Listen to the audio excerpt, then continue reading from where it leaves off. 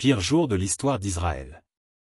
Israël a été en outre attaqué à sa frontière nord avec le Liban.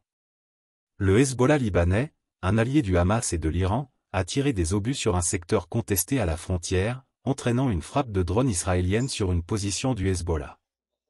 En Égypte, 2 touristes israéliens ont été tués par un policier qui a tiré sur eux à Alexandrie, selon le ministère israélien des Affaires étrangères. Le Hamas et le Djihad islamique, autre groupe armé palestinien, ont affirmé avoir capturé de nombreux soldats. Ce qui s'est passé est sans précédent en Israël, a reconnu Netanyahou. Jonathan Panikoff, directeur de l'initiative Scowcroft pour la sécurité au Moyen-Orient, a également estimé que Israël a été pris de court par cette attaque sans précédent et beaucoup d'Israéliens ont du mal à comprendre comment cela a pu se produire.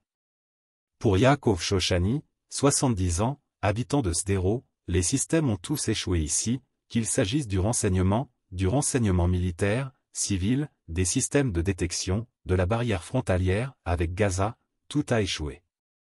C'est de loin le pire jour de l'histoire d'Israël. Jamais auparavant autant d'Israéliens n'avaient été tués en une seule fois, a déclaré un porte-parole de l'armée israélienne, selon lequel il pourrait s'agir à la fois d'un 11 septembre et d'un Pearl Harbor.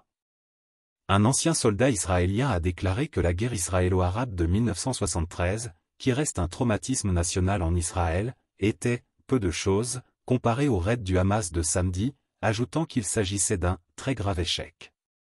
L'offensive du Hamas a été lancée 50 ans et un jour après cette guerre qui avait pris Israël totalement par surprise et fait 2600 morts côté israélien en 3 semaines de combat.